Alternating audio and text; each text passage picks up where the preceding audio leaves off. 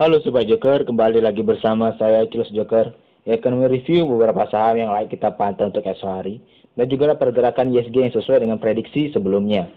Sebelumnya, jika teman-teman tertarik dengan ulasan saham yang saya lakukan, bisa like, komen, dan subscribe channel YouTube ini atau juga bisa bergabung di grup Telegram dan lini masa Stockbit yang linknya saya sudah sediakan di deskripsi video ini. Langsung saja kita mulai review yang akan saya berikan. Lagi-lagi ISG tidak mampu bertahan di area minor supply-nya dan minor demand pada range 6139 sampai 6162 di kemarin sore. Dan hari ini juga terjadi pelemahan, tidak mampunya kembali break di area minor supply yang sudah dijadikan area minor demand di 6139 itu. Namun hari ini cukup bagus karena hari ini mampu rebound dan bergerak pada range harga 6097 yang low-nya tepat sesuai dengan range yang kita pakai. Dan saya pikir momentum penurunan ISG juga masih cukup bagus mengingat sentimen-sentimen regional maupun internasional masih cukup kuat. Terkait krisis energi yang sudah terjadi di dunia Eropa dan juga sebagai target yaitu adalah negara Asia sebagai komoditi produksi dan konsumennya adalah Eropa sendiri. Tetapi kita perlu lihat apakah indeks energi mampu menjulang tinggi, mampu menopang terkait bullishnya untuk komposit. Kalau kita lihat secara MACD dan RSI masih cenderung lagging sideways. Jadi saya pikir momentumnya masih cukup bagus terkait pertahanan di area 6097. Tetapi bagi teman-teman yang ragu di area 6097 cukup kuat, bisa memperhatikan area demand di range 6040 sampai 6006 untuk sebagian minor demand lanjutannya. Langsung saja, saham pertama yang kita akan review adalah saham agro. Terkait hasil RUPSLB yang tidak disambut cukup bagus dari market, cukup bagus di sini, dia akan terus ya melanjutkan target penurunan. Jika kalau kita lihat dari posisi 2230 bisa teman-teman perhatikan itu untuk tahapan pembelian pertama. Tetapi jika teman-teman ingin melakukan pembelian di area 2100 masih diizinkan jika area 2230 ini yang kita jadikan sebagai minor demand tidak mampu kuat menopang saham Bank Agro. Lalu kalau kita lihat dari MACD dan RSI cenderung masih cukup melakukan distribusi. Tetapi akumulasinya sudah mengalami cukup rentang sekali. Dan posisinya setelah 2 hari yang melakukan distribusi, saya pikir momentumnya untuk breakdown sangat cukup besar. Bagi teman-teman yang belum memiliki saham agro, bisa mempertimbangkan area 2230 atau pada range 2100 untuk entry.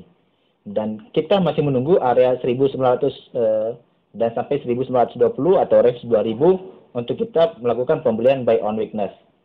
Selanjutnya ada saham Tifa.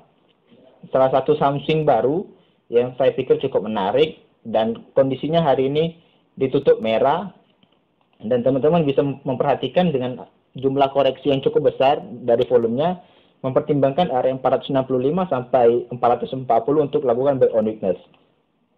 Dan kalau kita lihat dari MACD dan RSI cenderung melakukan akumulasi mulai bertahap dengan jumlah distribusinya kalau kita lihat mengalami pengurangan ya. Terlihat dari volume bar dari MACD sudah mengalami penurunan tingkat satu bertahap. Jadi saya pikir momentumnya masih cukup bagus untuk Tifa bagi teman-teman yang tertarik. Ingat saja pada range 465 sampai 440. Selanjutnya ada saham Toys. Salah satu saham high risk high profit ya.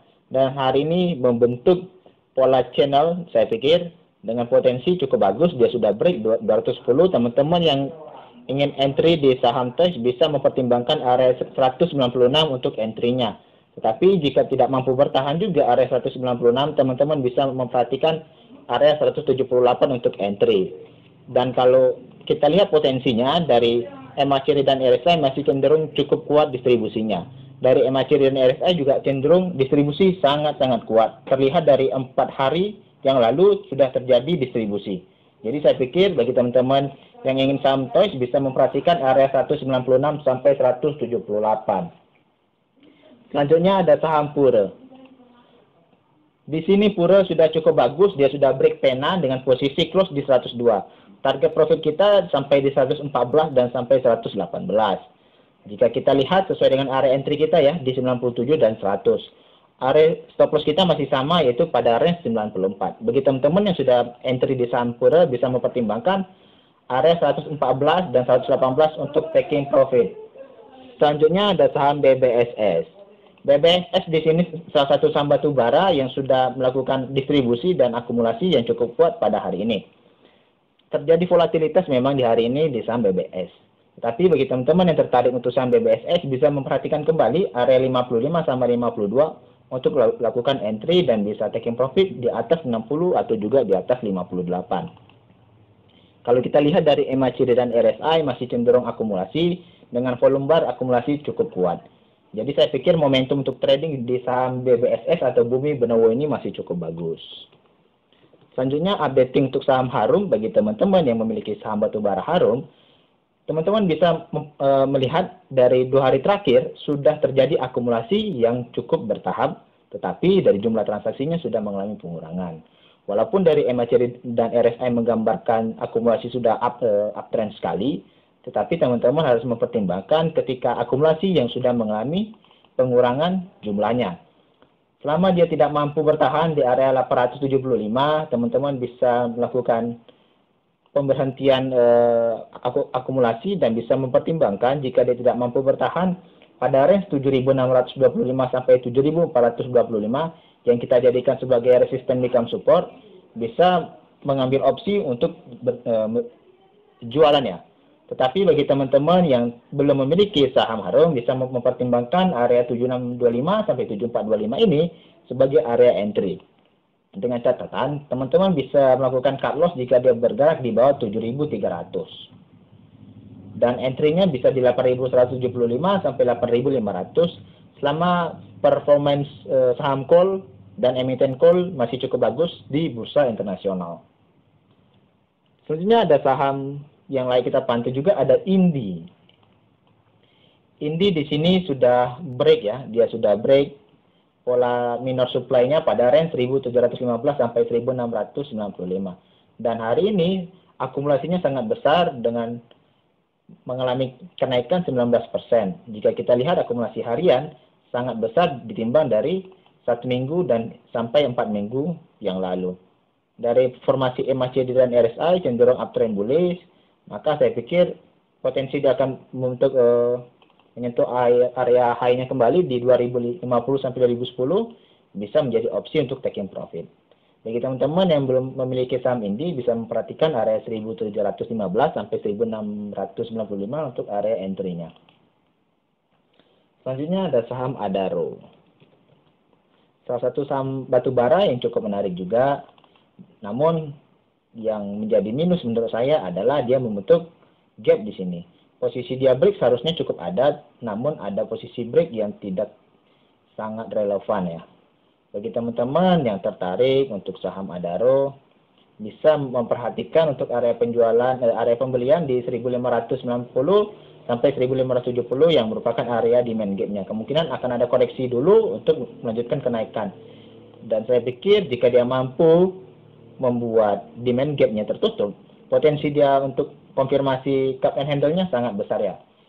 Target kenaikan untuk Adaro selama dia mempunyai konsep cup and handle bisa mencapai 2295 atau bisa kita bulatkan menjadi posisi 2300. Dari MACD dan RSI cenderung uptrend bullish, saya pikir momentumnya masih hangat ya untuk di saham Adaro. Selanjutnya ada saham fast trade juga, high risk high gain, yaitu adalah Chani. Dan kalau kita lihat posisi Chani sekarang sudah mendekati area entry kita yaitu di 123 sampai 119. Bagi teman-teman yang tertarik untuk saham Chani bisa memperhatikan area 123 ini dan 119 untuk entry. Tetapi jika dia mampu break di bawah 118, teman-teman bisa melakukan posisi cut loss. Target profit bisa mencapai 147 sampai 143. Kenapa? Jika kita lihat dari formasi, dia mempunyai potensi dengan bentuk sideways seperti ini, saya pikir area tektoniknya sudah cukup jelas. Jika lihat dari MACD dan RSI cenderung masih ambigu ya, masih lagging terkait dia ingin bullish atau tidak. Jadi bagi teman-teman yang tertarik untuk saham Chani bisa memperhatikan area 123 sampai 119 untuk entry-nya. Selanjutnya ada saham gocapan yang cukup menarik untuk kita entry adalah saham EPAK. Bagi teman-teman yang tertarik untuk saham EPAC bisa memperhatikan sesuai range kita ya. Ada range 55 dan juga range 56. Begitu 52 sorry. Bagi teman-teman yang tertarik untuk saham gocapan bisa memperhatikan dua area ini. Dan kalau kita lihat dia sudah membentuk candle 2 doji, saya pikir ada potensi untuk entry di 55 dan taking profitnya di atas 55 ya. Seperti 57, 58, dan 59. Sesuai dengan area tektok yang bisa kita lakukan. Tetapi jika dia cenderung turun di bawah 52, teman-teman bisa riskan dulu. Kenapa? Ada potensi dia akan dibawa ke 50 nantinya. Kalau kita lihat dari MACD dan RSI, akumulasi sudah mengalami pengurangan. Jadi saya pikir momentum untuk fast trade masih ada, tetapi sangat riskan di saham EPAC. Selanjutnya ada saham OPMS. OPMS salah satu saham yang terus cenderung melakukan penurunan, tetapi bagi teman-teman yang tertarik untuk saham OPMS bisa mempertimbangkan di sini ada potensi bullish divergence ya. Di sini ada potensi bullish divergence. Jadi saya pikir teman-teman bisa mempertimbangkan untuk area OPMS untuk melakukan akumulasi secara bertahap dahulu. Apakah ada kecenderungan dia akan terus turun? Saya pikir masih ada ya. Jadi teman-teman bisa memperhatikan area-area sesuai untuk entry-nya, bisa di area 152 atau bisa di 134. Nah, bagi teman-teman yang tertarik tentang OPMS bisa memperhatikan area tersebut. Atau juga bisa melakukan cicil dari harga close hari ini dengan money management yang sudah sesuai dan risk-nya sudah teman-teman. Halo.